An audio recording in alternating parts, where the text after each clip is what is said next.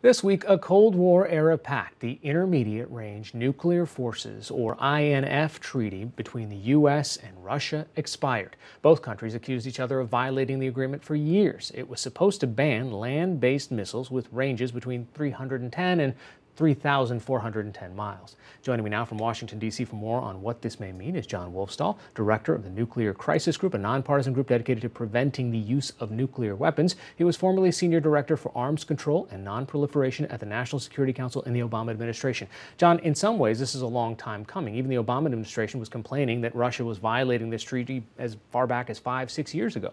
That's true. This has been a long-fought battle with Russia over the future of the treaty. I would say that both Russia and the United States had some reasons to want to get out of it, but unfortunately, neither the United States or Russia is really thinking about what it's losing when this treaty goes away. One of the reasons that people find this, like John Bolton and others say, hey, this is less relevant today because the landscape has changed since when the treaty was written. You've got drones that are technologies that weren't included in the treaty in the first place. You've got different world powers now that have nuclear weapons. Is that fair? Well, I mean, the world changes every day. The question is whether or not we are safer or less safe without a treaty that bans these land-based missiles in Europe. The reality is that now Russia is free legally to keep deploying what had been an illegal system. It makes it easier for them to move them around and test them. The United States is about to start testing its own version of these missiles and going to try and deploy them in Europe.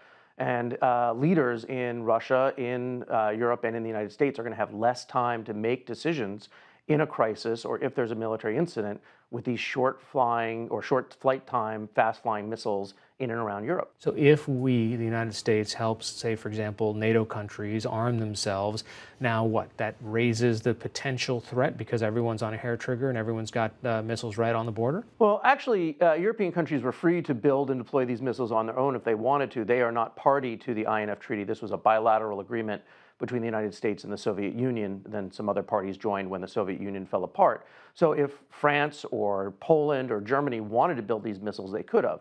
The reality is the United States and NATO don't need these systems because we have air-launched and sea-launched missiles and long-range ballistic missiles that can target what we need to target in Russia.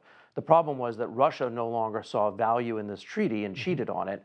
The question is whether or not we did a good enough job trying to bring them back into compliance, or whether the United States under John Bolton, who doesn't really care about arms control, said, you know what, this is a great excuse to get out of this treaty and we can do some damage to the arms control regime, which we really don't care for anyway. And the United States says, listen, we also need to include China in this conversation. China wrote back yesterday saying, you know what, you guys are in a different league. It doesn't make any sense. I mean, does the United States want to, will the United States and Russia come down to China's level of weapons? Unlikely. And do they want to sit there and allow China to come up to our level of weapons? Probably not.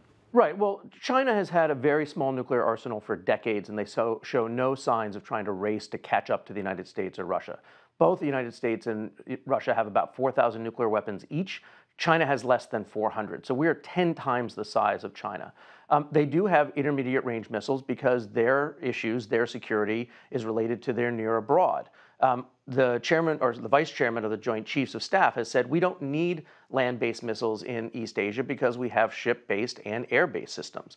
So the push to pull out of this treaty and to develop some of these systems are not driven by military requirements. They're being driven more by ideology and gee, they have them, so we need them too. That doesn't make a whole lot of military sense. Finally, what's the ripple effect of this treaty on the next big one that's coming up in a couple of years?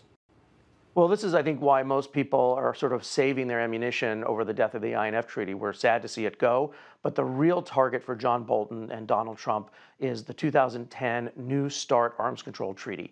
That limits both U.S. and Russian strategic nuclear weapons to no more than 1,550. John Bolton hated this treaty. Donald Trump doesn't like it because it was negotiated by Obama, basically the double kiss of death for this administration. The treaty can be extended for 5 years, but John Bolton recently said he sees no reason to extend it, and there's a good chance that Donald Trump will try to withdraw from the agreement unless Congress can restrict his freedom to do so. All right, Jon Wolfsthal, director of the Nuclear Crisis Group, joining us from Washington. Thanks so much. Sure, thank you.